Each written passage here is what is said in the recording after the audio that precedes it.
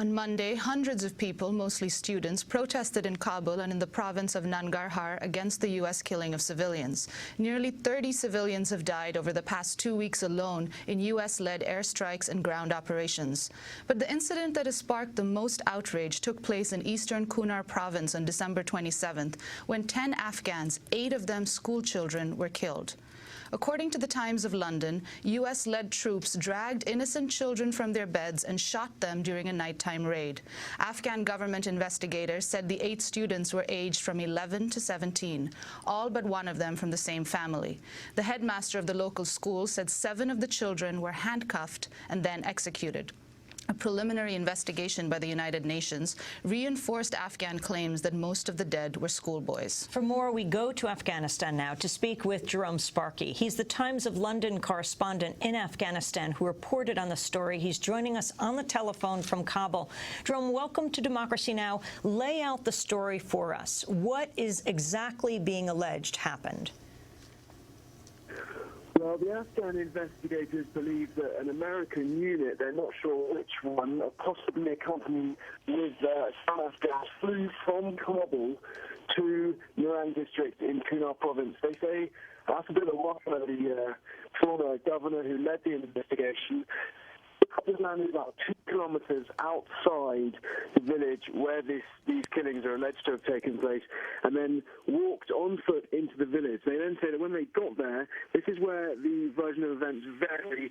Some people say that the victims were killed in 3 separate buildings. Some say they were 3 separate rooms, all part of the same compound. What most of the people on the scene agree on, though, is that at least 8 of them were school children enrolled in a local, in 2 schools, some in a local high school and some in a local primary school. One of the victims was apparently a local shepherd boy who was staying as a guest in the compound overnight, and the 10th victim was a farmer, a day labourer who was working on the nearby fields, who came out when he heard the shooting and was shot where he stood. Jerome, what's been the response from U.S. and NATO forces? Well, initially, U.S. and NATO forces here were very slow to say anything at all, and that possibly reflects the very secret nature of this raid. The fact that, according to Afghan investigators, these troops appear to have flown to the scene from Kabul appears to confirm speculation that this was an operation carried out by some sort of special forces unit, possibly even by some sort of paramilitary unit attached to one of the intelligence agencies, the foreign intelligence agencies, which operate occasionally out of the capital. They have, however, confirmed that there was an incident. Off the record, speaking on background, a number of NATO officials have insisted that they believe the people who were killed were part of a Taliban network making improvised explosive devices, homemade bombs, the roadside explosives, which has exacted such a deadly toll against their forces in Iraq and in Afghanistan here. They've also issued a statement suggesting that they believe there is nothing to suggest that these people were unarmed. They say that they were shot at as they approached the village, and that they killed the 10 Afghans by when they returned fire. You also spoke with the headmaster of the school, explaining his version of what happened?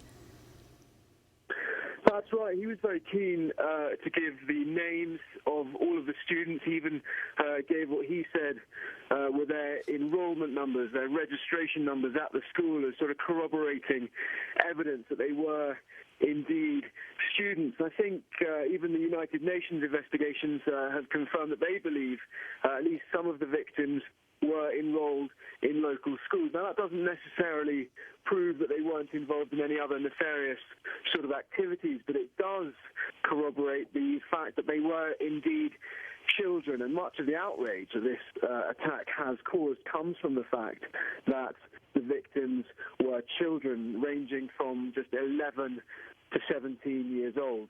But the headmaster, as I said, he was also an uncle to about 8 of the boys.